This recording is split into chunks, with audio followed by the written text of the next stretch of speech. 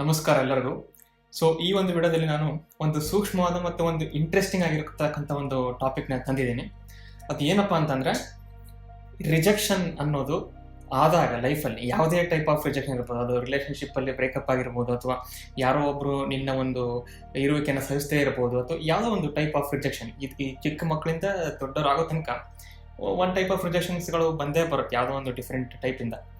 ಆ ಥರ ಆದಾಗ ಆವಾಗ ಆಗುವಂಥ ಒಂದು ಕಂಡೀಷನ್ನನ್ನು ಸಫರ್ ಆಗೋ ಬದಲು ಹೇಗೆ ಅದನ್ನು ಪವರ್ ಆಗಿ ಟರ್ನ್ ಮಾಡಿ ಹಾಗೆ ನಾವು ಅದನ್ನು ಓವರ್ಕಮ್ ಮಾಡ್ಬೋದು ಅನ್ನೋ ಒಂದು ಟಾಪಿಕ್ ಬಗ್ಗೆ ಮಾತಾಡ್ತಿದ್ದೀನಿ. ಯಾಕಂದರೆ ಈ ಟಾಪಿಕ್ ಯಾಕೆ ನಾನು ಮಾಡ್ತಾ ಇರ್ತೀನಿ ಅಂತಂದರೆ, ಮೈಂಡ್ ಬಗ್ಗೆ ನಾನು ಎಷ್ಟೊಂದು ಲಾ ಆಫ್ ಅಟ್ರಾಕ್ಷನ್ ಬಗ್ಗೆ ಹೇಳ್ತೀನಲ್ಲ, ಅದು ಕೆಲವೊಂದು ಸಲ ಮ್ಯಾನಿಫೆಸ್ಟೇಷನ್ ನಮಗೆ ಎಲ್ಲರಿಗೂ ಬೇಗ ಆಗೋದಿಲ್ಲ. ಅಂದರೆ ಏನೋ ರಿಜೆಕ್ಟ್ ಆಗ್ತಾ ಇದೆ ನನಗೆ ಅಂತ ಅನಿಸ್ತಾ ಇರುತ್ತೆ. ಸೊ ಅವಾಗ ಓವರ್ಕಮ್ ಮಾಡೋದು ಹೆಂಗೆ ಅಂತ ಎಷ್ಟೋ ಜನರಿಗೆ ಪ್ರಾಬ್ಲಮ್ ಆಗ್ತಾ ಇರುತ್ತೆ. ಆದ್ದರಿಂದ ಇಂಥ ವಿಷಯಗಳನ್ನು ತಿಳ್ಕೊಳ್ಳೋದು ತುಂಬ ಇಂಪಾರ್ಟೆಂಟು. ಓಕೆ, ಸೊ ಮುನ್ನುಡಿಯಲ್ಲಿ ಇಂಟ್ರೊಡಕ್ಷನಲ್ಲಿ ಈ ರಿಜೆಕ್ಷನ್ ಅನ್ನೋದು ಹೇಗೆ ಸ್ಟಾರ್ಟ್ ಆಗುತ್ತೆ ಅಂತ ನೋಡಿದಾಗ, ಅಂದರೆ ತಿರಸ್ಕಾರ ಮಾಡೋದು. ಚಿಕ್ಕವರಿದ್ದಾಗ ನಾವು ಎಲ್ಲೋ ಹೋಗಿರ್ತೀವಿ ಶಾಪಿಗೆ ಅಥವಾ ಏನೋ, ನೀವು ಪೇರೆಂಟ್ಸಿಗೆ ಅದನ್ನು ಕೊಡಿಸು ಇದನ್ನು ಕೊಡಿಸು ಅಂದಾಗ ಅವರು ಯಾವುದೋ ಒಂದು ರೀಸನ್ಗೆ ನಿನ್ನ ಹತ್ರ ಅದು ಇದೆ ಮತ್ತೆ ಇದು ಯಾಕಬೇಕು ಅಂತ ಹೇಳಿ ಕೊಡಿಸಲ್ಲ ಅಂತ ಏನೋ ಹೇಳಿರ್ತಾರೆ. ಸೊ ಅಲ್ಲಿ ಒಂದು ಸ್ಟಾರ್ಟ್ ಆಯಿತು ರಿಜೆಕ್ಷನ್. ಇವ್ರು ನನಗೆ ಕೊಡಿಸ್ಲಿಲ್ಲ ಅಂತ ಬೇಜಾರಾಗುತ್ತೆ, ಅಥವಾ ಏನೋ ಒಂದು ನೆಪ ಹೇಳ್ಬಿಟ್ಟು ಆಮೇಲೆ ಕೊಡಿಸ್ತೀನಿ ಅಂತ ಮುಂದೆ ಹೋಗಿ. ಸೊ ಅದನ್ನು ಹೇಗೆ ತಗೋಬೇಕು ಅನ್ನೋದು, ಅಂದರೆ ಈಗ ಯಾವ ಥರದಿಂದ ಸ್ಟಾರ್ಟ್ ಆಗುತ್ತೆ ಅಂತ, ಯಾವ ಲೆವೆಲಿಂದ ಸ್ಟಾರ್ಟ್ ಆಗುತ್ತೆ ಅಂತ ಹೇಳ್ತಾ ಇದ್ದೀನಿ. ಆಮೇಲೆ ಮುಂದೆ ಬರ್ತಾ ರಿಲೇಷನ್ಶಿಪ್ಪಲ್ಲಿ ಎಷ್ಟೋ ಒಂದು ವರ್ಷಗಳ ಕಾಲ ಜೊತೆಗಿರ್ತಾರೆ. ಆಮೇಲೆ ಏನೋ ಒಂದು ರೀಸನ್ ಕೊಟ್ಬಿಟ್ಟು ದೂರ ಆಗೋದು. ಆಮೇಲೆ ಇದ್ದಕ್ಕಿದ್ದಂಗೆ ಯಾರನ್ನೋ ಒಬ್ರನ್ನ ಇಷ್ಟಪಟ್ಟರೆ ಇನ್ನೊಬ್ರನ್ನ ಸೀಕ್ರೆಟಾಗಿ ಇಷ್ಟಪಡ್ತಾ ಇರೋದು. ಆಮೇಲೆ ಹಂಗೆ ರಿಜೆಕ್ಷನ್ ಆಗೋದು. ಆಮೇಲೆ ಯಾವುದೋ ಒಂದು ಕಮ್ಯುನಿಟಿಗೆ ನಾನು ಹಿಂಗೆ ಕೆಲಸ ಮಾಡ್ತೀನಿ ಅಂದರೆ ಅವರು ನೀನು ನಮ್ಮೋನಲ್ಲ ಅಂತ ಹಾಗೆ ರಿಜೆಕ್ಷನ್ ತಳ್ಳೋದು. ಅಥವಾ ಮನೆ ಒಳಗಡೆ ಇದ್ರೂ ಕೂಡ ಒಬ್ಬರನ್ನ ದೂರವಾಗಿ ಇಟ್ಟುಬಿಡೋದು, ರಿಜೆಕ್ಷನ್ ಥರ. ಈ ಥರ ಆದಾಗ ಸಫರಿಂಗ್ ಅನ್ನೋದು ಅದು ಆಟೋಮೆಟಿಕಲಿ ಬಂದ್ಬಿಡುತ್ತೆ. ಯಾಕಂದರೆ ಪೇನ್ ಆಫ್ ರಿಜೆಕ್ಷನ್ ಇರುತ್ತಲ್ಲ, ಡಿಸ್ಪೇರ್ ಆಗಿರ್ತೀವಲ್ಲ, ಅವಾಗ ಅದು ಒಂಥರ ನೆಗೆಟಿವ್ ರಿಪಲ್ನ ಕ್ರಿಯೇಟ್ ಮಾಡುತ್ತೆ. ಎಷ್ಟು ನೀವು ಒಂದು ಬಾಸ್ಕೆಟ್ ಬಾಲನ್ನು ತೊಗೊಂಡು ಪ್ರೆಸ್ ಮಾಡ್ತಿರೋ ಅಷ್ಟು ನೆಗೆಟಿವ್ ಪ್ರೆಷರ್ ಕ್ರಿಯೇಟ್ ಆಗುತ್ತೆ. ಇಲ್ಲಿ ಅದು ಬಿಟ್ಟರೆ ಅದನ್ನು ಮತ್ತೆ ಹೆಂಗೆ ಬಿಟ್ಟರೆ ಮತ್ತೆ ವಾಪಸ್ ಬರುತ್ತೆ ಶಕ್ತಿ. ಅಂದರೆ ಯಾವಾಗ ನಾವು ಇಲ್ಲಿ ಒಂದು ನೆಗೆಟಿವ್ ರಿಪಲ್ ಕ್ರಿಯೇಟ್ ಆಯಿತು ಅಂತ ಅಂದ್ಕೊಂಡ್ರು ಕೂಡ ಅಲ್ಲಿಂದ ಮತ್ತೆ ವಾಪಸ್ ಬರ್ತಕ್ಕಂಥ ಶಕ್ತಿ ಅದೇ ಸ್ಥಾನದಿಂದ ಇದೆ ಅನ್ನೋದು ನಮಗೆ ಕಂಡು ಬರುತ್ತೆ. ಸೊ ಈ ಒಂದು ರಿಜೆಕ್ಷನ್ನಿಂದ ನಾವು ಬರೀ ನೋವು ಹೊಂದ್ಬಿಡ್ತೀವಿ, ಬರೀ ಪೇನ್ ಹೊಂದ್ಬಿಡ್ತೀವಿ ಅಂತಲ್ಲ.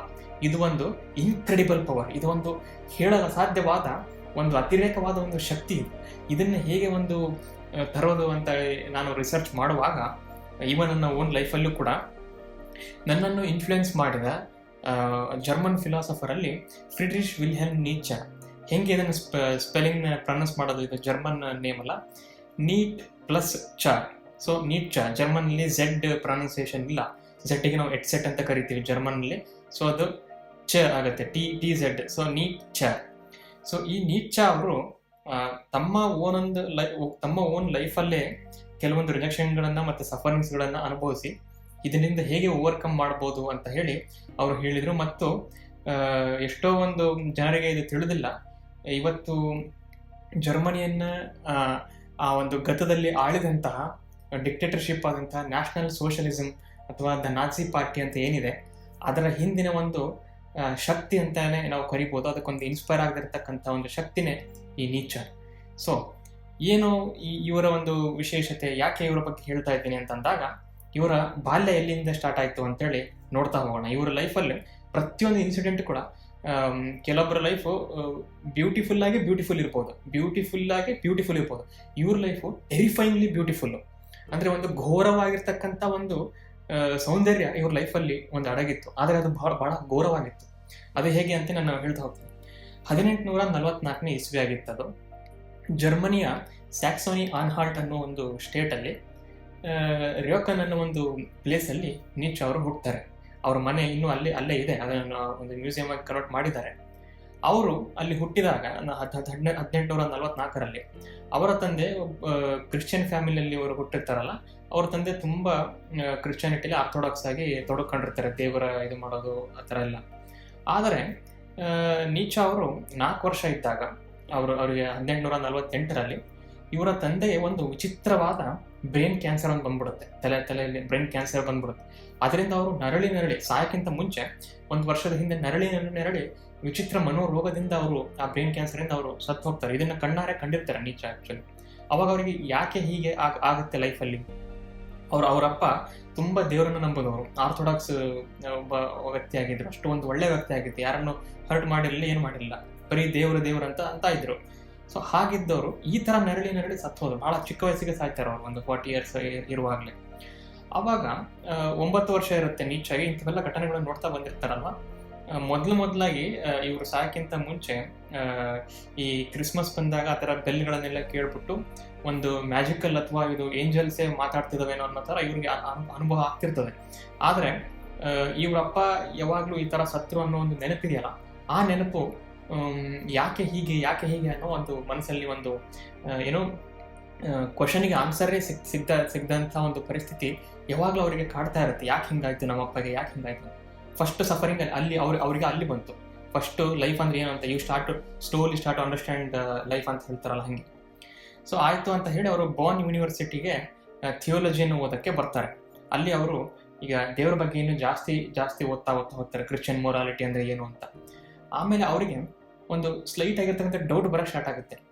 ಯಾಕೆ ಇದು ದೇವ್ರ ಬಗ್ಗೆ ನಾನು ಸ್ಟಡಿ ಮಾಡ್ತಾ ಇದ್ದೀನಲ್ಲ, ಎಷ್ಟು ಸ್ಟಡಿ ಮಾಡ್ತಾ ಈ ಒಂದು ಮಿಸ್ಟೀರಿಯಸ್ ಗುಣ ಯಾಕೆ ಬರ್ತಾ ಇದೆ ಈ ದೇವ್ರದ್ದು? ಇಷ್ಟೊಂದು ಶಕ್ತಿಯುತವಾಗಿರೋ ದೇವರು ನಮ್ಮಪ್ಪಗೆ ಯಾಕೆ ಈ ಥರ ಕೊಟ್ಬಿಟ್ಟ? ಅಥವಾ ನಮಗೇನು ನಂಬಿಸಿದ್ದಾರೆ ಆ ಥರ ಒಂದು ಶಕ್ತಿ ಇದೆ ಅಂತ, ಅದು ನಿಜವಾಗ್ಲೂ ಇದೆಯಾ ಅಂತೇಳಿ ದೇವ್ರ ಮೇಲೆ ಡೌಟ್ ಪಡೋಕ್ಕೆ ಸ್ಟಾರ್ಟ್ ಮಾಡಿಬಿಟ್ರು ನೀಚ್ ಅವರು. ಬರ್ತಾ ಅವರು ಒಂದು ಡಿಸೈಡ್ ಮಾಡಿದರು, ಇದು ನಿಜವಾಗ್ಲೂ ನಮಗೆ ಏನನ್ನ ನಂಬಿಸಿದ್ದಾರೆ ತಲೆ ಒಳಗಡೆ, ಜೀವನದಲ್ಲಿ ಎಲ್ಲ ಒಳ್ಳೇದಾಗುತ್ತೆ, ಜೀವನದಲ್ಲಿ ಯಾರು ನಿಮ್ಗೆ ರಿಜೆಕ್ಟ್ ಮಾಡಲ್ಲ, ಜೀವನ ಎಲ್ಲ ಬಹಳ ಕಲರ್ಫುಲ್ ಆಗಿರುತ್ತೆ ಅಂತ ಹೇಳಿ, ಇದು ಸರಿ ಇರಲಿಕ್ಕಿಲ್ಲ, ಈ ಥರ ಹೇಳಿ ನಮ್ಮನ್ನು ನಂಬಿಸಿ ಬೆಳೆಸಿದ್ದಾರೆ, ಆದರೆ ಇದಕ್ಕೆ ಏನೋ ಒಂದು ಎಕ್ಸ್ಟ್ರಾ ಬೇಕಾಗಿದೆ, ಅದನ್ನು ನಾನು ಚಿಂತನೆ ಮಾಡ್ತೀನಿ ಅಂತೇಳಿ ಅವರು ಫಿಲಾಸಫರ್ ಆಗಕ್ಕೆ ಟ್ರೈ ಮಾಡ್ತಾರೆ. ಆ್ಯಕ್ಚುಲಿ ಅಲ್ಲಿಂದ ಅವರ ಓನ್ ವರ್ಕ್ ಈ ಫಿಲಾಸಫಿಯಲ್ಲಿ ಸ್ಟಾರ್ಟ್ ಆಗ್ತಾ ಬರುತ್ತೆ. ಆಮೇಲೆ ಇದು ಆದಮೇಲೆ ಈ ಥಿಯೋಲಜಿಯನ್ನು ಓದಿ ಮುಗಿಸಿದ ಮೇಲೆ 1869ರಲ್ಲಿ ಅವರಿಗೆ ಕೇವಲ 24 ವರ್ಷ ಇರುವಾಗ ಬಾಸಲ್ ಅಂತ ಸ್ವಿಟ್ಜರ್ಲೆಂಡ್ ಮತ್ತು ಜರ್ಮನಿಯ ಬಾರ್ಡರ್ ಇರ್ತಕ್ಕಂಥ ಬಾಸಲ್ ಯೂನಿವರ್ಸಿಟಿಯಲ್ಲಿ ಅವರು ಪ್ರೊಫೆಸರ್ ಆಫ್ ಫಿಲಾಸಫಿಯನ್ನು ಆಗ್ತಾರೆ. ಬಹಳ ಚಿಕ್ಕ ವಯಸ್ಸಿಗೆ ಆಗ್ತಾರೆ. ಆ ಯೂನಿವರ್ಸಿಟಿ ಹಿಸ್ಟ್ರಿಯಲ್ಲಿ ಅತ್ಯಂತ ಒಂದು ಚಿಕ್ಕ ವಯಸ್ಸಿನಲ್ಲಿ ಆಗಿರ್ತಕ್ಕಂಥವ್ರು ಅಂದರೆ ಈ ನೀಚ್ ಅವರು. ಸೊ ಅಲ್ಲಿ ಅವರು ಫಿಲಾಸಫಿಯನ್ನು ಅಧ್ಯಯನ ಮಾಡ್ತಾ ಇರ್ತಾರೆ. ಮತ್ತು ಸ್ವಿಟ್ಜರ್ಲ್ಯಾಂಡಿನ ಬ್ಯೂಟಿಫುಲ್ ಆಗಿರ್ತಕ್ಕಂಥ ಲೇಕ್ಗಳು, ಅಲ್ಲಿ ಮೌಂಟೇನ್ಗಳು, ಈ ಥರ ಎಲ್ಲ ಅವರು ಅಧ್ಯಯನ ಮಾಡ್ತಾ ಬರ್ತಿರ್ತಾರೆ. ಸೊ ಈ ಒಂದು ಬಾಸಲ್ ಯೂನಿವರ್ಸಿಟಿಯಲ್ಲಿ ಅವರು ಪ್ರೊಫೆಸರ್ಶಿಪ್ಪನ್ನು ಮಾಡ್ತಾ ಇರುವಾಗ ಅವ್ರ ಮನಸ್ಸಲ್ಲಿ ಕೆಲವೊಂದು ಯೋಚನೆಗಳು ಬರೋಕ್ಕೆ ಸ್ಟಾರ್ಟ್ ಆಗುತ್ತೆ. ನಾನು ಏನು ಹೇಳಿದೆ, ಆ ದೇವರನ್ನ ಮತ್ತೆ ರಿವೈಸ್ ಮಾಡಬೇಕು ಅಂತ ಏನು ಹೇಳಿದ್ರಲ್ಲ, ಆ ಮೊರಾಲಿಟಿನ, ಅದು ಹೇಗೆ ಅಂತ ಹೇಳಿ ಬರಿತಾ ಹೋಗ್ತಾರೆ. ಅವರ ವರ್ಕ್ಗಳಲ್ಲಿ ಅವ್ರು ಎಷ್ಟೊಂದು ಬುಕ್ಗಳನ್ನು ಬರೆದಿದ್ದಾರೆ. ಮೊದಲನೇದಾಗಿ ಅವ್ರು ಏನು ಬರೀತಾರೆ, ಗಾಡ್ ಇಸ್ ಡೆಡ್ ಅಂತ ಹೇಳಿ ಒಂದು ವರ್ಕನ್ನು ಬರೀತಾರೆ, ದೇವರು ಸತ್ತು ಹೋಗಿದ್ದಾನೆ ಅಂತ ಹೇಳಿ.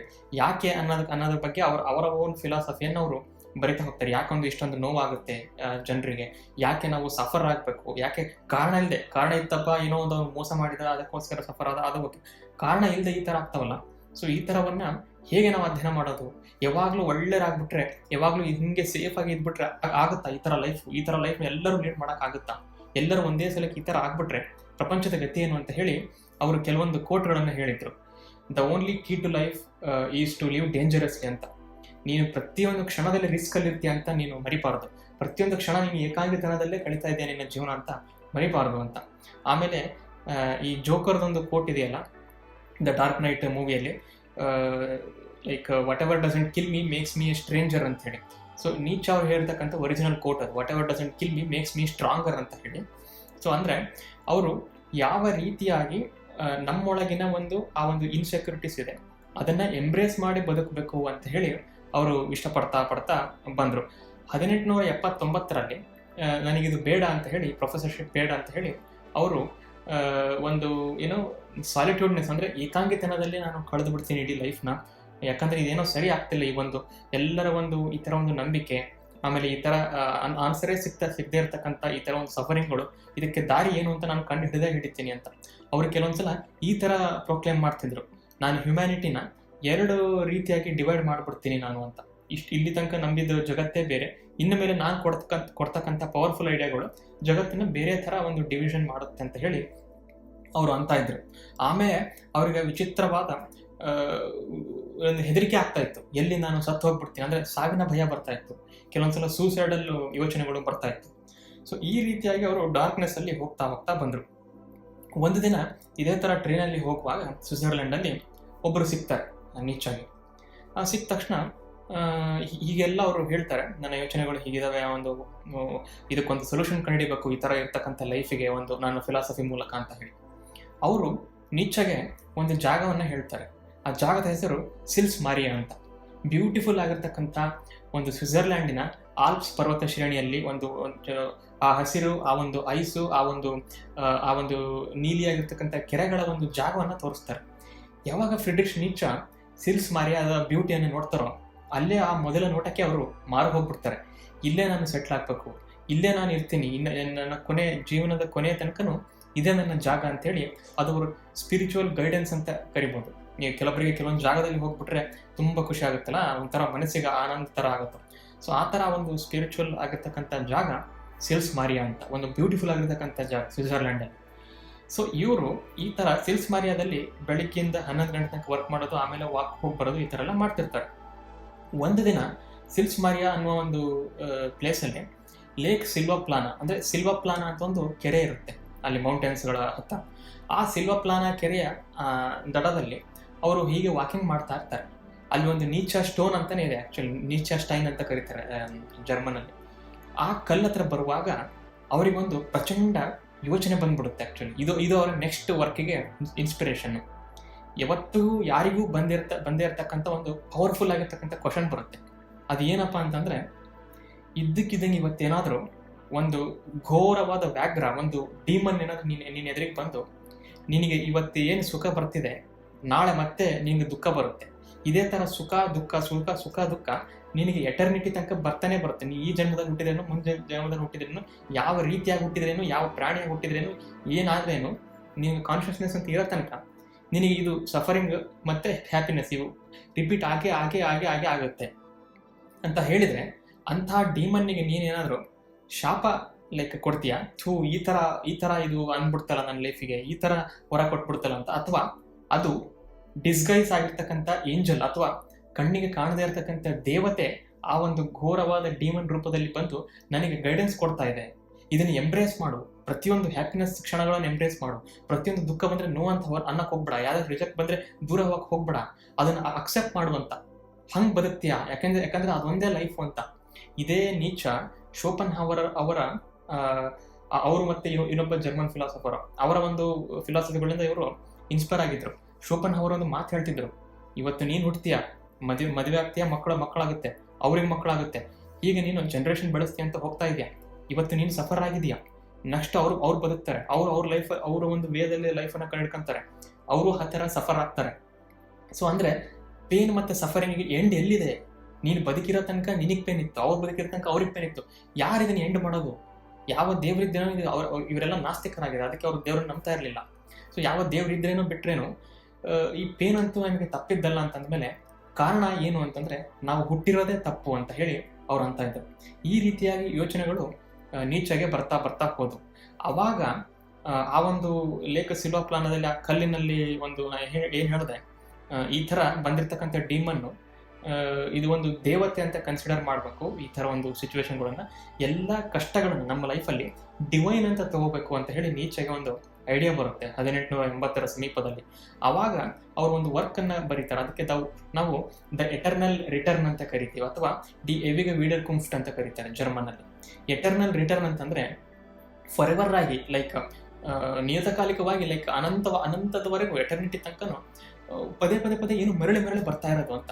ಏನಿದು ಪದೇ ಬರ್ತಾ ಇರೋದು ಅಂತಂದರೆ, ಈ ಒಂದು ಪೇನ್ ಮತ್ತು ಸಫರಿಂಗು, ಇವತ್ತು ಒಬ್ಬರಿದ್ದರು, ಅವ್ರು ಸತ್ತು ಹೋದ್ರು, ನಾಳೆ ಅವ್ರ ಮಗ ಬಂದ, ಮತ್ತೆ ಅವ್ನು ಹಿಂಗೆ ಫಾರೆವರ್ ಆಗಿ ಬರ್ತಾನೆ ಇರೋದೇ ನಿಜ ಆಗಿದ್ರೆ, ಈ ಕ್ಷಣದಲ್ಲಿ ನೀನು ಬದುಕಿದ್ರೇನು, ಭವಿಷ್ಯದಲ್ಲಿ ಬದುಕಿದ್ರೇನು, ಪಾಸ್ಟಲ್ಲಿ ಬದುಕಿದ್ರೇನು, ಅದು ಈ ಥರನೇ ಆಗ್ತಾ ಇದೆ ಅಂತ ಹೇಳಿ ಅನ್ನೋದೇ ಸತ್ಯ ಆಗಿದ್ರೆ ನೀನು ಅದನ್ನು ಎಂಬ್ರೇಸ್ ಮಾಡೇ ಬಿಡಬೇಕು, ನಿನಗೆ ಬೇರೆ ಚಾಯ್ಸ್ ಇಲ್ಲ ಅಂತ ಹೇಳಿ ಅವರು ಆ ಒಂದು ನಿರ್ಧಾರಕ್ಕೆ ಬರ್ತಾರೆ. ದ ಎಟರ್ನಲ್ ರಿಟರ್ನ್ ಅನ್ನೋ ಒಂದು ವರ್ಕಿನಲ್ಲಿ ಅವರು ಅದನ್ನು ಬರಿತಾ ಹೋಗ್ತಾರೆ. ಆಮೇಲೆ ಈ ಒಂದು ಘಟನೆಗಳು ಆಗ್ತಾ ಇರಬೇಕಾದ್ರೆ, ಇನ್ನು ಲೈಫಲ್ಲಿ ನಾನು ಹೊರಗಡೆ ಹೋಗಬಾರ್ದು ಅಂತೇಳಿ ಯಾವ ಸಾಲಿಟ್ಯೂಡ್ನೆಸ್ ಇಂದ ಅವರು ಇದ್ರೋ, ಒಂದು ಸಲ ಅವರು ಲುಸರ್ನ್ ಅಂತೇಳಿ ಸ್ವಿಟ್ಜರ್ಲ್ಯಾಂಡಿನ ಒಂದು ಸಿಟಿಗೆ ಭೇಟಿ ಕೊಟ್ಟಿರ್ತಾರೆ. ಸೊ ಈ ನೀಚೆ ಈ ಥರ ಎಲ್ಲ ಪವರ್ಫುಲ್ ಆಗಿರ್ತಕ್ಕಂಥ ವಿಷಯಗಳನ್ನ ಸಂಗ್ರಹ ಮಾಡಿ, ಬುಕ್ಕನ್ನು ಮಾಡಿ, ಪ್ರೆಸ್ನ ಬರಿತಾ ಇರುವಾಗ ರಷ್ಯಾದಿಂದ ಲೋ ಆಂಡ್ರಿಯಾ ಸಾಲೋಮೆ ಅಂತ ಹೇಳಿ ಒಂದು ಬ್ಯೂಟಿಫುಲ್ ಆಗಿರ್ತಕ್ಕಂಥ 21 ವರ್ಷದ ವುಮೆನ್ನು ಇವರ ವರ್ಕ್ಗೆ ಇನ್ಸ್ಪೈರ್ ಆಗ್ತಾಳೆ. ಇಷ್ಟೊಂದು ಕ್ರಿಯೇಟಿವಿಟಿ, ಇಷ್ಟೊಂದು ಒಂದು ಚಿಂತನೆಗಳಿಂದ ಈ ಒಂದು ವ್ಯಕ್ತಿ ಈ ಥರ ಮಾಡ್ತಾ ಇದ್ದಾರೆ ಅಂತ ಹೇಳಿ ಫಸ್ಟಿಗೆ ಫ್ರೆಂಡ್ಶಿಪ್ಪನ್ನು ಬೆಳೆಸ್ತಾಳೆ. ಅವರು ಆ ಲುಸರ್ನೆ ಸಿಟಿಯಲ್ಲಿ ವಾಕಿಂಗ್ ಮಾಡ್ತಾ ಇರ್ತಾರೆ, ದೀರ್ಘವಾಗಿ ಡೀಪ್ ಆಗಿರ್ತಕ್ಕಂಥ ಕನ್ವರ್ಸೇಷನ್ಗಳು ಎಕ್ಸ್ಚೇಂಜ್ ಆಗ್ತಾ ಇರುತ್ತೆ. ನೀಚೆಗೆ for the first time love ಅಂತೇಳಿ ಫೀಲ್ ಆಗುತ್ತೆ ಅವಳ ಮೇಲೆ. ಅವಳಿಗೆ ನಾನು ಪ್ರಪೋಸ್ ಮಾಡಬೇಕು ಅಂತೇಳಿ ಅನಿಸುತ್ತೆ. ನಾನು ಈ ಥರ ಸಾಲಿಟ್ಯೂಡ್ನೆಸ್ ಇರೋದಲ್ಲ, ಇವಳು ನನ್ನ ವರ್ಕ್ಗೆ ಭಾಳ ಇಂಟ್ರೆಸ್ಟ್ ಕೊಟ್ಟು ಕೇಳ್ತಾ ಇದ್ದಾಳೆ, ಆಮೇಲೆ ಇವಳು ಭಾಳ ಚೆನ್ನಾಗಿದ್ದಾಳೆ ಆ ಹುಡುಗಿ ಅಂತ ಹೇಳಿ ಹೆಂಗಂತ ಲೂ ಸಾಲೋಮೆ. ಸೊ ಏನು ಮಾಡ್ತಾರೆ, ನೀಚ ಡೈರೆಕ್ಟಾಗಿ ಕೇಳೋ ಬದಲು ಅವ್ರಿಗೆ ಒಬ್ಬರು ಫ್ರೆಂಡ್ ಇರ್ತಾರೆ, ಆ ಫ್ರೆಂಡಿಗೆ ಹೋಗ್ಬಿಟ್ಟು ಆ ಹುಡುಗಿಗೆ ಹಿಂಗೆ ನಾನು ಇಷ್ಟ ಅಂತ ಹೇಳು ಅಂತ ಅಂದಾಗ ಅವನು ಏನೋ ಎಡವಟ್ ಮಾಡಿದಾನೋ ಗೊತ್ತಿಲ್ಲ, ಹೋಗಿ ಏನೇನೋ ಹೇಳಿರ್ತಾನೆ ಅವಳಿಗೆ. ಅವಳು ಒಪ್ಪಿರೋದಿಲ್ಲ. ಅವಾಗ ಅದನ್ನು ಬಂದು ನೀಚಾಗಿ ಹೇಳ್ತಾನೆ, ಅವಳು ಒಪ್ಪಲಿಲ್ಲ ನೀನೇನ ಅಂತ. ಅವಾಗ ನೀನು ಸರಿಗೆ ಕೇಳಿಲ್ಲ, ನಾನೇ ಹೋಗಿ ಮಾಡ್ತೀನಿ ಅಂತ ಹೇಳಿ ಒಂದು ಲಯನ್ ಪಾರ್ಕ್ ಅಂತ ಇರುತ್ತೆ ಲುಸರ್ನೆ ಸಿಟಿಯಲ್ಲಿ. ಆ ಲಯನ್ ಪಾರ್ಕಿಗೆ ಕರೆದ್ಬಿಟ್ಟು ಆ ಕಡೆ ಲೂ ಸಾಲೋಮೆ ನಿಂತಿರ್ತಾಳೆ. ನೀಚ ತನ್ನ ಒಂದು ಮನದಾಳದಿಂದ ಆಸೆಯನ್ನು ಅವಳ ಕಣ್ಣನ್ನು ಇಟ್ಬಿಟ್ಟು ತುಂಬ ಒಂದು ಇಷ್ಟಪಟ್ಟಿರ್ತಾನೆ ಅವಳನ್ನ ನೀಚ. ಸೊ ಆ ಥರ ಕೇಳ್ತಾರೆ ಅವನು, ನಾನು ಹೀಗೆ ನನ್ನ ಮದುವೆ ಆಗ್ಬೇಕಂತ ಮಾಡಿದೆ ಅಂತ. ಬಟ್ ಈ ವಿಕ್ಟೋರಿಯನ್ ಡೊಮೆಸ್ಟಿಸಿಟಿಗೆ ಒಬ್ಬರ ಅಂಡರ್ನಲ್ಲಿ ಇರ್ತಕ್ಕಂಥದ್ದು, ಮದುವೆ ಆಗಿ ಒಬ್ಬರ ಜೊತೆನೇ ಫೈವರ್ ಆಗಿರ್ತಕ್ಕಂಥ ಒಂದು ಸ್ಲೇವ್ ಮೆಂಟಾಲಿಟಿ ಥರ ಅವಳು ಥಿಂಕ್ ಮಾಡ್ತಿರ್ತಾಳೆ ಆ್ಯಕ್ಚುಲಿ ಅದನ್ನು. ಸೊ ಆ ಥರ ಇರೋದು ಲೂ ಸಾಲೋಮೆಗೆ ಇಷ್ಟ ಇರೋದಿಲ್ಲ. ಸೊ ಆದ್ದರಿಂದ ಲೂ ಸಾಲೋಮೆ 2ನೇ ಸಲ ಕೂಡ ನೀಚಾಗೆ ರಿಜೆಕ್ಟ್ ಮಾಡಿಬಿಡ್ತಾಳೆ ಆ್ಯಕ್ಚುಲಿ. ಇದರಿಂದ ಏನು ಮಾಡಬೇಕು ಅಂತ ಗೊತ್ತಾಗಲ್ಲ. ಈ ವಿಷಯ ನೀಚ ತಂಗಿ ಇರ್ತಾಳೆ ಒಬ್ಬಳು ಎಲಿಜಾಬೆತ್ ಅಂತ, ಅವಳಿಗೆ ಯಾಕೆ ಇವ್ರ ಮೇಲೆ ತುಂಬ ಹೊಟ್ಟೆಗೆ ಚಿರುತ್ತೋ ಗೊತ್ತಿಲ್ಲ. ಅದನ್ನು ಈ ವಿಷಯವನ್ನು ತೊಗೊಂಡೋಗಿ ಅವ್ರಮ್ಮಗೆ ಹೇಳ್ಬಿಡ್ತಾಳೆ. ಅವರಮ್ಮ ಮತ್ತೆ ನೀಚೆಗೆ ಬೈತಾರೆ, ನನ್ನ ಮಗ ಎಂಥ ಡಿಸ್ಗ್ರೇಸ್ ಆಗ್ಬಿಟ್ಟಿದ್ದಾನೆ, ಸತ್ತೋಗಿರೋ ನಿಮ್ಮ ಅಪ್ಪನ ಸಮಾಧಿಗೆ ನೀನು ಒಂದು ಅಸಹ್ಯ, ನೀನೊಂದು ಶೇಮ್ ಆಗಂತ ಒಂದು ನಾಚಿಕೆ ಆಗ್ಬೇಕು ನಿನಗೆ, ಈ ಥರ ಮಾಡ್ತಾ ಇದೆಯಾ ನೀನು ಅಂತ ಹೇಳಿ. ಯಾಕೆ ಈ ಥರ ಒಂದು ಅವರಮ್ಮ ಅವ್ರನ್ನ ಹೇಟ್ ಮಾಡಿದ್ರು, ಮತ್ತು ಯಾಕೆ ಈ ಲೂ ಸಾಲೋಮೆ ಇಷ್ಟ ಇದ್ರೂ ಕೂಡ ಅವ್ರನ್ನ ರಿಜೆಕ್ಟ್ ಮಾಡಿಬಿಟ್ಲು ಅಂತ. ಈಗ ಲೈಫಲ್ಲಿ ಒಬ್ಬರು ಜೆನ್ಯೂನ್ ಆಗಿ ರೀಸನ್ ಕೊಟ್ಟು ನೀನು ಹಿಂಗೆ ಚೆನ್ನಾಗಿಲ್ಲ, ನೀನು ಇದರಲ್ಲಿ ಇಲ್ಲ ಅಂತ ಹಂಗಂದು ರಿಜೆಕ್ಟ್ ಮಾಡಿದರೆ ಅವಾಗ ಓಕೆ ಅನ್ಬೋದು. ಆ ರಿಜೆಕ್ಷನಿಗೆ ಒಂದು ಮೀನಿಂಗ್ ಇದೆ. ಎಲ್ಲವೂ ಪರ್ಫೆಕ್ಟ್ ಆಗಿದ್ದು ನಿಮ್ಮನ್ನ ಎಲ್ಲ ಓಕೆ ಅಂತ ಹೇಳಿದ್ರು ಕೂಡ, ನೀವು ಚೆನ್ನಾಗಿ ಎಲ್ಲ ಅಂತ ಅಂದ್ರೂ ಕೂಡ ಅವಾಗ ರಿಜೆಕ್ಟ್ ಆಗುತ್ತೆ ಅಂತಂದರೆ, ಅಂಥ ಒಂದು ಸಮಯದಲ್ಲಿ ರಿಜೆಕ್ಟ್ ಆಗುತ್ತೆ ಅಂತಂದರೆ ಇದನ್ನು ತಗೊಳ್ಳೋದು ಹೇಗೆ ಅಂತೇಳಿ ಯಾವ ಗೈಡ್ಲೈನ್ಸ್ ಇದೆ, ಯಾವ ಒಂದು ಫಿಲಾಸಫಿಯಲ್ಲಿ ಯಾರು ಹೇಳ್ಕೊಡ್ತಾರೆ ಈ ಥರ ರಿಜೆಕ್ಷನ್ಗಳನ್ನು ಫೇಸ್ ಮಾಡೋದು ಹೆಂಗೆ ಅಂತ. ಫಸ್ಟ್ ಟೈಮು ಅವರು ಡಿಪ್ರೆಷನ್ಗೆ ಹೋಗ್ಬಿಡ್ತಾರೆ. ಮತ್ತೆ ಆ ಸಿಲ್ಸ್ ಮರಿಯಾದ ಗುಡ್ಡಗಳಲ್ಲಿ ನೋಡ್ತಾ ಒಂದು ಬರೀತಾರೆ, ನಾನು ಇದೇ ಥರ ಸಫರ್ ಆಗ್ತಾ ಹೋದರೆ, ಮೊದಲು ನನ್ನ ತಂದೆ ಸಾವನ್ನ ನಾನು ನರಳಾಡ್ತಾ ನೋಡಿದೆ, ಆಮೇಲೆ ನನ್ನ ಏಕಾಂಗಿತನದಲ್ಲಿ ನಾನು ಇದು ಮಾಡಿದೆ. ಲೈಫಲ್ಲಿ ನನಗೆ ಒಂದೇ ಒಂದು ಹುಡುಗಿ ಇಷ್ಟ ಆಗಿದ್ಲು, ಅವಳನ್ನು ನಾನು ಎಷ್ಟೊಂದು ದಿನಗಳಿಂದ ಎಷ್ಟೊಂದು ಪರಿಚಯ ಇತ್ತು, ಅವಳನ್ನು ನಾನು ಮನಸಾರಿ ಇಷ್ಟಪಟ್ಟಿದ್ದೆ. ಆದರೆ ಅವಳು ಕೂಡ ಇವತ್ತು ಈ ಥರ ರಿಜೆಕ್ಟ್ ಮಾಡಿಬಿಟ್ಲು, ಅವ್ಳು ಏನೂ ಕಾರಣ ಇಲ್ದಂಗೆ ಅಂತ ಹೇಳಿ ಏನು ಮಾಡಬೇಕು ಅಂಥೇಳಿ ತೋಚದೆ ಆ ಒಂದು ಮೈಂಡನ್ನು ಲೂಸ್ ಆಗ್ತಾ ಇರುತ್ತೆ. ಅವ್ರದ್ದು ಇನ್ಸೆನಿಟಿ ಬರ್ತಾ ಇರುತ್ತೆ, ಅಂದರೆ ಹುಚ್ಚು ಬರ್ತಾ ಇರುತ್ತೆ ಅವರ ಮನಸ್ಸಲ್ಲಿ. ಹೆಂಗೆ ಮೈಂಡ್ನ ಆರ್ಡರ್ ಆಗಿಡೋದು, ಈ ಥರ ಲೈಫ್ ಆಗ್ತಾ ಬಂದರೆ ನನ್ನ ಗತಿ ಏನಾಗುತ್ತೆ ಅಂತ ಹೇಳಿ ಆ ಒಂದು ಭಯ ಇದೆಯಲ್ಲ. ಅವಾಗ ಅವರು ಒಂದು ನುಡಿತಾ ಇದ್ರು, ಏನೋ ಒಂದು ದೊಡ್ಡ ಮಿರಾಕಲ್ ಆದರೆ ಮಾತ್ರ ನಾನು ಬದುಕೋದು, ಇಲ್ಲ ಅಂತಂದರೆ ನನಗೆ ಬದುಕೋಕ್ಕಾಗಲ್ಲ ಇಂಥ ಒಂದು ಸಫರಿಂಗ್ ಇರ್ತಕ್ಕಂಥ ಪ್ರಪಂಚದಲ್ಲಿ ಅಂತ. ಯಾಕಂದರೆ ನೀವು ಯೋಚನೆ ಮಾಡ್ಬೋದು, ತುಂಬ ಇಷ್ಟ ಇರ್ತಕ್ಕಂಥ ವ್ಯಕ್ತಿ ದೂರ ಆದಾಗ, ತುಂಬ ಇಷ್ಟ ಇರ್ತಕ್ಕಂಥ ಒಂದು ಒಂದು ಡೆಡಿಕೇಶನಿಂದ ಮಾಡ್ತೀನಿ ಅಂತ ಹೋದಾಗ ಚಾನ್ಸೇ ಕೊಡಲಿಲ್ದಾಗ ಅವಾಗ ಹೇಗೆ ಅನಿಸಿರ್ಬೋದು ಆ ಒಂದು ಮನಸ್ಸಿಗೆ ಅಂತ. ಯಾರದೇ ಮನಸ್ಸಾಗಿದ್ದೇವೆ ಅವ್ರದ್ದು ಅಂತ ಅಲ್ಲ. ಸೊ ಹೀಗಂದಾಗ ಹಿಯರ್ ಕಮ್ಸ್ ಅ ಜರಾತೃಷ್ಟ ಅಥವಾ ಆಲ್ಸೋ ಸ್ಪ್ರಾಕ್ ಜರಾತೃಷ್ಟ ಅಂತ ಜರ್ಮನಲ್ಲಿ. ಜರಾತೃಷ್ಟ ಅಂತ ಒಬ್ಬ ಪ್ರಾಫಿಟ್ ಇದ್ರು ಹಳೆಯ ಕಾಲದಲ್ಲಿ, ಅದರಿಂದ ಇನ್ಸ್ಪೈರ್ ಆಗಿರ್ತಾರೆ ನೀಚ. ಅವರು ಯಾವುದೋ ಒಂದು ಮೌಂಟೇನ್ಗಳಿಂದ ಬಂದು ಜನರಿಗೆಲ್ಲ ಹೇಳ್ತಾ ಇದ್ರಂತೆ, ಹೆಂಗೆ ಪವರ್ಫುಲ್ ಆಗ್ರೋ ನೀವು, ಮೊದಲು ಇರೋದ್ರಲ್ಲಿ ನೀವು ಸಫರ್ ಆಗಬೇಡಿ ಅಂತ. ಆ ಥರ ಅವರನ್ನು ಕಾಣ್ತಾರೋ ನೀಚ. ನಾನು ಆ ಥರ ಹ್ಯುಮ್ಯಾನಿಟಿಗೆ ಕೊಡಕ್ಕೆ ಬಂದಿದ್ದೀನೇನೋ ಅನ್ನೋ ಥರ ಅವ್ರಿಗೆ ಅನಿಸ್ತಾ ಇರುತ್ತೆ. ಅವಾಗ ಅವರು ಒಂದು ಕಾನ್ಸೆಪ್ಟನ್ನು ತರ್ತಾರೆ. ಅದು ಮನುಕುಲವನ್ನೇ ಶೇಕ್ ಮಾಡ್ತಕ್ಕಂಥ ಕಾನ್ಸೆಪ್ಟ್. ಅದೇನಪ್ಪ ಅಂತಂದರೆ ಯೂಬರ್ಮೆನ್ಷ್ ಅಂತ ಜರ್ಮನಲ್ಲಿ ಅರ್ಥ ಏನು ಅಂತಂದರೆ ಸೂಪರ್ ಹ್ಯೂಮನ್ ಅಂತ. ಈ ಸೂಪರ್ ಹ್ಯೂಮನ್ ಅನ್ನೋದು ತುಂಬ ಕಾಂಪ್ಲೆಕ್ಸ್ ಆಗಿರ್ತಕ್ಕಂಥ ಟಾಪಿಕ್. ಯಾಕಂದರೆ ಇದನ್ನು ಯಾರ್ಯಾರು ಹೇಗೆ ಅರ್ಥ ಮಾಡ್ಕೊತಾರೋ ಅದು ಹಂಗೆ ತಕ್ಕಂಗೆ ಅವರಲ್ಲಿ ಒಂದು ಲೈಫ್ ಆಗಿಬಿಡುತ್ತೆ ಅಂತ. ಈ ಘೋರ ಮುಂದೆ ಹೇಗಾಗುತ್ತೆ ಅಂತ ಹೇಳ್ತಾ ಹೋಗ್ತೀನಿ ನೆಕ್ಸ್ಟ್ ಇನ್ನೊಂದು ಕೆಲವು ನಿಮಿಷಗಳಲ್ಲಿ. ಸೊ ಈ ಸೂಪರ್ ಹ್ಯೂಮನ್ ಅಂದರೆ ಯಾರು ನೀಚ ಪ್ರಕಾರ ಅಂತಂದರೆ, ನಮಗೆಲ್ಲ ಸಂತೋಷ ಅಂದರೆ ನಮಗೆ ಇಷ್ಟ ಇರ್ತಕ್ಕಂಥ ಕೆಲಸ ಮಾಡೋದು, ಇಷ್ಟ ಇರ್ತಕ್ಕಂಥ ಪ್ಲೇಸಿಗೆ ಹೋಗೋದು, ಇಷ್ಟ ಇರ್ತಕ್ಕಂಥವ್ರ ಜೊತೆಗೆ ಟೈಮ್ ಸ್ಪೆಂಡ್ ಮಾಡೋದು, ಅವ್ರ ಜೊತೆ ತಿರುಗಾಡೋದು, ಈ ಥರ ಎಲ್ಲ ಇರುತ್ತೆ. ನೀಚೆ ಅದಲ್ಲ ಒಂದು ಸಂತೋಷ ಅಂತಂದರೆ ಇವತ್ತು ನೀನು ಯಾವುದರಿಂದ ಸಾಯ್ತಾ ಇದ್ದೀಯ, ನಿನ್ನ ಇನ್ಸೆಕ್ಯೂರಿಟೀಸ್ ಏನು, ನಿನ್ನ ಒಂದು ಭಯ ಏನು, ನಿನಗೆ ಒಳಗೆ ಏನು ಕಾಡ್ತಾ ಇದೆ, ಅದರಿಂದ ನೀನು ಓವರ್ಕಮ್ ಆಗ್ತಿಯಲ್ಲ. ಆ ಓವರ್ಕಮ್ ಆದಾಗ ಪ್ರತಿಯೊಂದು ಸಲ ರಿಪಲ್ ಆಗುತ್ತಲ್ಲ ಆ ಒಂದು ಅಲೆ, ಆ ಅಲೆಯಲ್ಲಿ ನಿನ್ನ ಸಂತೋಷ ನೋಡ್ತೀಯಲ್ಲ, ಅದು ನಿಜವಾದ ಹ್ಯಾಪಿನೆಸ್ ಅಂತ ಅಂತಾರೆ. ಅಂದರೆ ಒಬ್ಬ ಮನುಷ್ಯ ಒಳಗಿಂದ ಡಾರ್ಕ್ನೆಸ್ಸಿಂದ ಎಲ್ಲರೂ ರಿಜೆಕ್ಟ್ ಮಾಡಿದ್ರು ಕೂಡ, ಇಷ್ಟ ಇದ್ದರೂ ರಿಜೆಕ್ಟ್ ಮಾಡಿದ್ರು ಕೂಡ, ಆ ಒಂದು ರಿಜೆಕ್ಷನ್ ಅನ್ನೋದನ್ನು ಹೇಗೆ ಪವರ್ ಆಗಿ ತಗೊಂಡು ಅಥೆಂಟಿಕ್ ಆಗಿ ಬರೋದಕ್ಕೆ ಸ್ಟಾರ್ಟ್ ಮಾಡ್ತಾನೋ. ಇವರಿಗೆ ಕ್ರಿಶ್ಚಿಯನ್ ಮೊರಾಲಿಟಿ ಅಂತ ಇಷ್ಟ ಇರಲಿಲ್ಲ, ಈ ಧರ್ಮಗಳ ಮೊರಾಲಿಟಿ. ಯಾಕೆ? ಈಗ ಮನುಷ್ಯ ಅಂತಂದ್ರೆ ಒಬ್ಬ ಅನಿಮಲ್, ಒಂದು ಪ್ರಾಣಿ, ಆಯ್ತಾ? ಅವನಿಗೆ ಒಂದು ಸೆಕ್ಷುವಲ್ ಅರ್ಜಿ ಇರುತ್ತೆ, ಅಥವಾ ಏನೋ ಒಂದು ಕೆಟ್ಟ ಕೆಲಸ ಮಾಡಬೇಕು ಅಂತ ಇರುತ್ತೆ, ಅನ್ಸಿರುತ್ತೆ. ಯಾರು ಏನು ಅನ್ಕೊಂಡ್ಬಿಡ್ತಾರೋ ಅಂತೇಳಿ ನಾವು ನಮ್ಮ ಮಾಸ್ಕನ್ನು ತೆಗೆಯಲ್ಲ, ಹೊರಗಡೆ ಒಂದು ಪರ್ಸೋನ್ ಹಾಕಿರ್ತೀವಿ. ಬಟ್ ನಮ್ಮ ಒಳಗಡೆ ಅಡಗಿರ್ತಕ್ಕಂಥ ಆ ಒಂದು ಕೆಟ್ಟ ಯೋಚನೆಗಳು, ಹೊಲಸು ಮಾಡ್ತಕ್ಕಂಥ ಥಿಂಗ್ಸ್ಗಳು, ಅದೆಲ್ಲ ಸಪ್ರೆಸ್ ಮಾಡಬೇಕು ಅಂತೇಳಿ ಧರ್ಮಗಳು ಹೇಳ್ತವೆ. ನೀವು ಮದುವೆ ಆದಮೇಲೆ ಇನ್ನೊಬ್ಬರನ್ನ ನೋಡಬಾರ್ದು, ಅಡಲ್ಟ್ರಿ ಮಾಡಬಾರ್ದು, ಇನ್ನೊಬ್ಬರ ಹೆಂಡತಿಯರ ಇದು ಮಾಡಬಾರ್ದು. ಸೊ ಈ ಥರ ಎಲ್ಲ. ಸೊ ಅಂದರೆ ಮುಂಚೆ ಹೀಗಿರಲಿಲ್ಲ. ಈ ಒಂದು ಸಿಸ್ಟಮ್ ಅಂತ ಬಂದ್ಬಿಟ್ಟು, ಈ ಮದುವೆ ಅಥವಾ ಹಿಂಗೆ ಧರ್ಮ ಅಂತ ಸಿಸ್ಟಮ್ ಅಂತ ಬಂದ್ಬಿಟ್ಟು ಒಂದು ಸಮಾಜದಲ್ಲಿ ಒಂದು ಕಟ್ಟುನಿಟ್ಟು ಇರಬೇಕು ಅಂತ ಹಿಂಗೆ ಮಾಡಿದ್ರು. ಆದರೆ ಅದನ್ನು ನ್ಯಾಚುರಲ್ ಇರ್ತಕ್ಕಂಥ ಹ್ಯೂಮನನ್ನು ಸಪ್ರೆಸ್ ಮಾಡ್ದಂಗೆ ಅದು. ಈ ಥರ ಸಪ್ರೆಸ್ ಮಾಡಿದರೆ ಅದು ಯಾವಾಗ ಹೊರ ಬರುತ್ತೆ ಅಂತ ನಿಂಗೆ ಗೊತ್ತಿಲ್ಲ. ಯಾಕಂದರೆ ಇಷ್ಟೊಂದು ಸಂಸ್ಕಾರ ಅಂತ ಮಾತಾಡ್ತಕ್ಕಂಥ ಜನರು ಎಷ್ಟೇ ಸಂಸ್ಕಾರ ಇದ್ರೂ ಕೂಡ ಕೊನೆಯ ಒಂದು ಯಾವುದೋ ಒಂದು ಸರ್ಟನ್ ಪೀರಿಯಡ್ ಆಫ್ ಟೈಮಲ್ಲಿ ಆ ಒಂದು ಒಳಗಿರ್ತಕ್ಕಂಥ ಅನಿಮಲ್, ಆ ಒಂದು ವ್ಯಾಘ್ರ ಹೊರ ಬರುತ್ತೆ, ಆ ಮಾನ್ಸ್ಟರ್ ಹೊರ ಬರುತ್ತೆ. ಎಲ್ಲ ಮನುಷ್ಯನೊಳಗಡೆ ಒಂದು ಅನಿಮಲ್ ಇದೆ. ಇದನ್ನ ನೇಚರ್ ಕಂಡಿಡಿದ್ರು.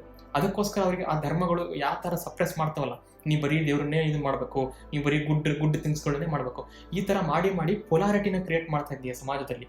ಈ ಥರ ಪೊಲಾರಿಟಿ ಮಾಡೋದಕ್ಕೆ ಒಂದು ಕ್ಷಣ ಎಲ್ಲರೂ ಗುಡ್ ಅನ್ಕೊಂತ ಹೋದರೆ ಇನ್ನೊಂದು ಹೀಪ್ ಆಗಲೇಬೇಕು. ಅದು ಇವಿಲ್ ಅಂತ ಕರೆಸ್ಕೊಳ್ಳುತ್ತೆ. ಈ ಇವಿಲ್ಲು ಮತ್ತೆ ನಮಗೆ ಎಫೆಕ್ಟ್ ಆಗುತ್ತೆ. ಆದ್ದರಿಂದ ನಾವು ನಮ್ಮ ಇನ್ಸ್ಟಿಂಕ್ಟ್ಗಳನ್ನು ಸಪ್ರೆಸ್ ಮಾಡದೆ ಅದನ್ನು ಎಂಬ್ರೇಸ್ ಮಾಡಬೇಕು. ನಾವಿರೋದೇ ಹಿಂಗೆ ಅಂತೇಳಿ, ಅಂದರೆ ಅವೆಲ್ಲ ಮಾಡು ಅಂತ ಹೇಳ್ತಾ ಇಲ್ಲ ನೀಚ ಅವರು, ಅನಿಮಲ್ ಥರ ಬಿಹೇವ್ ಮಾಡು ಅಂತ ಹೇಳ್ತಿಲ್ಲ. ಆ ಅನಿಮಲ್ಲೇ ನಾವು ಅಂತ ಹೇಳಿ ಅಲ್ಲಿ ಆ ಒಂದು ಪ್ಲೇಸಿಂದ ಟ್ರಾನ್ಸ್ಫಾರ್ಮೇಷನ್ ಆಗಬೇಕು.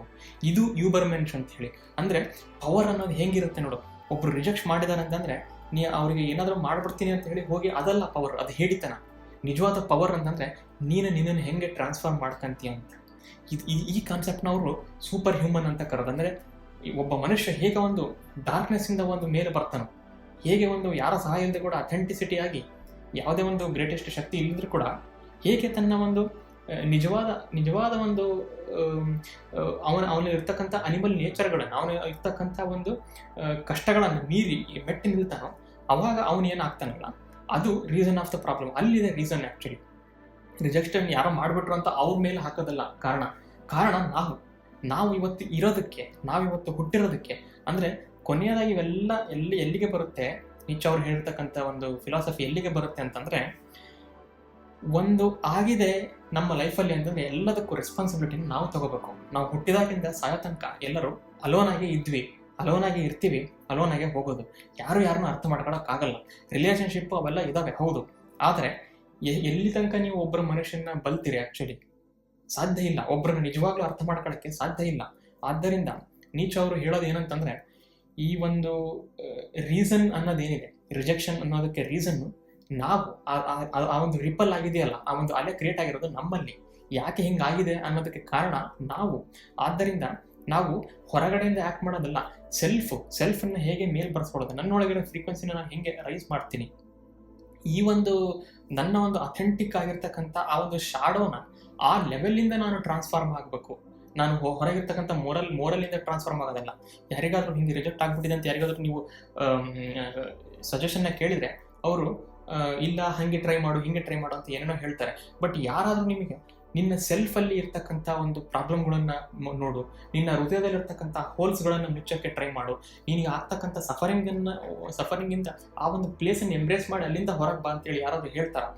ಸೊ ಆದ್ದರಿಂದ ಇವರು beyond good and evil, god is dead, ಮತ್ತು ದ ಎಟರ್ನಲ್ ರಿಟರ್ನು, ಮತ್ತು ಈ ಥರ ಒಂದು ವರ್ಕ್ಗಳ ಮೂಲಕ ಎಕ್ಸಿಸ್ಟೆನ್ಷಿಯಲಿಸಮ್ ಅಂತಂದರೆ ಅದನ್ನು ಹೇಗೆ ಮೆಟ್ಟಿನಿರಬೇಕು, ಮತ್ತು ಯೂಬರ್ಮೆನ್ಸ್ ಅನ್ನೋ ಕಾನ್ಸೆಪ್ಟಿಂದ ಒಬ್ಬ ಮನುಷ್ಯ ಸೆಲ್ಫ್ ರಿಯಲೈಸೇಷನ್ ಆದಮೇಲೆ ಅದನ್ನು ಹೇಗೆ ರಿಜೆಕ್ಷನನ್ನು ಅಕ್ಸೆಪ್ಟ್ ಮಾಡಬೇಕು, ಮತ್ತು ಆ ಅಕ್ಸೆಪ್ಟ್ ಮಾಡಿದ್ದನ್ನು ಹೇಗೆ ಪವರ್ ಮಾಡಬೇಕು ಅಂತೇಳಿ ಅವರು ಹೇಳ್ತಾ ಬಂದರು ಅವರ ವರ್ಕ್ಗಳಲ್ಲಿ. ಮತ್ತು ಇವರು ಕೊನೆ ಒಂದು ವರ್ಷಗಳಲ್ಲಿ, ಇವರು 1900ರಲ್ಲಿ ಸಾಯ್ತಾರೆ, 1890ರಲ್ಲಿ ಕೊನೆಯ ಒಂದು 10-11 ವರ್ಷಗಳಿದ್ದಾರೆ.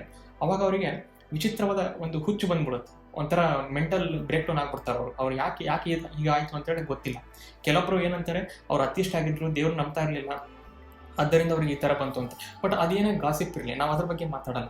ನೀಚೆ ಅವರು ಕೊನೆಗೆ ಸಾಯುವಾಗ ಒಂದು ವರ್ಕನ್ನು, ಪವರ್ಫುಲ್ ವರ್ಕನ್ನು ಅಲ್ಲಲ್ಲಿ ಬರೆದಿದ್ರು. ಇದನ್ನು ಪಬ್ಲಿಷ್ ಮಾಡಬೇಕು ಅಂತ ಇದ್ರು ಆ್ಯಕ್ಚುಲಿ. ಆದರೆ ಅವ್ರಿಗೆ ಈ ಥರ ಹುಚ್ಚು ಬಂದಿರೋದಕ್ಕೆ ಅದನ್ನು ಕರೆಕ್ಟಾಗಿ ಪಬ್ಲಿಷ್ ಮಾಡೋಕ್ಕಾಗಿರಲಿಲ್ಲ. ಅವರು ಜಸ್ಟ್ ಬರೆದಿಟ್ಬಿಟ್ರು ಅಷ್ಟೇ ಅದನ್ನು. ಆದರೆ ಇವರು ತಂಗಿ ಇದ್ದಲ್ಲ ಎಲಿಜಾಬೆತ್ ಅಂಥೇಳಿ, ಅವರ ಸಾವಿನ ನಂತರ ಇವರ ಬರೆದಿರ್ತಕ್ಕಂಥ ಶಕ್ತಿ ಎಷ್ಟಿದೆ ಅಂತ ಹೇಳಿ ಒಬ್ಬ ಮನುಷ್ಯ ಹೆಂಗೆ ಮೆಟ್ಟಿ ನಿಲ್ಬೇಕು ಅನ್ನೋದು ಸಾಮಾನ್ಯವಾಗಿ ಇರಲಿಲ್ಲ. ಇವರೆಲ್ಲ ಜರ್ಮನ್ ಭಾಷೆಯಲ್ಲಿ ಬರೆದಿದ್ರು ಅದನ್ನು.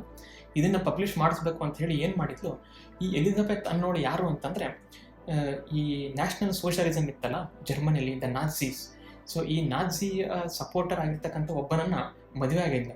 ಅವನಿಗೆ ಸೌತ್ ಅಮೇರಿಕಾದಲ್ಲಿರ್ತಕ್ಕಂಥ ಜ್ಯೂಸ್ಗಳನ್ನೆಲ್ಲ ಭಸ್ಮ ಮಾಡಿಬಿಡ್ಬೇಕು ಅಂತ ಒಂದು ಘೋರವಾದ ಒಂದು ಯೋಚನೆ ಇತ್ತು. ಅದಕ್ಕೆ ಈ ಒಂದು ಫಿಲಾಸಫಿ ಅವಳಿಗೆ ಇಷ್ಟ ಆಗ್ತಿತ್ತು. ಒಂದು ದಿನ ಏನು ಮಾಡಿದ್ಲು, ವೈಮಾರಲ್ಲಿ ಹಿಟ್ಲರ್ ಅವರ ಮನೆಗೆ ಬಂದಾಗ, ಎಲಿಜಬೆತ್ ಅವರ ಮನೆಗೆ ಬಂದಾಗ, ಹಿಟ್ಲರ್ ಅವರ ಫೇಮಸ್ ಒಂದು ಪಿಕ್ಚರ್ ಇದೆ, ನೀಚೆ ಅವರ ಒಂದು ಸ್ಟ್ಯಾಚ್ಯೂವನ್ನು ನೋಡ್ತಾ ಇರ್ತಕ್ಕಂಥದ್ದು. ಅವರು ಬಹಳ ಇನ್ಸ್ಪೈರ್ ಆಗ್ತಾರೆ. ಈ ಎಲಿಜಬೆತ್ ಹಿಟ್ಲರಿಗೆ ತೋರಿಸ್ತಾಳೆ, ನಮ್ಮ ಅಣ್ಣ ಈ ಥರ ಎಲ್ಲ ವರ್ಕ್ ಮಾಡಿದ್ರು ಅಂತ. ಅದನ್ನು ನೋಡಿ ಹಿಟ್ಲರ್ ತುಂಬ ಇನ್ಸ್ಪೈರ್ ಆಗಿ ಅವರ ಭಾಷಣಗಳಲ್ಲಿ ಏನು ಹೇಳ್ತಾ ಇದ್ರು ಅಂತಂದರೆ, ನಾವು ನಮ್ಮ ದೇಶ ಏನಿದೆ ಅದು ವೀಕ್ ದೇಶ ಆಗಬಾರ್ದು, ಅಂದರೆ ನ್ಯಾಷನಲಿಸಮನ್ನು ಹೆಂಗೆ ಪ್ರೊವೊಕೇಶನ್ ಮಾಡ್ತಾ ಇದ್ರು.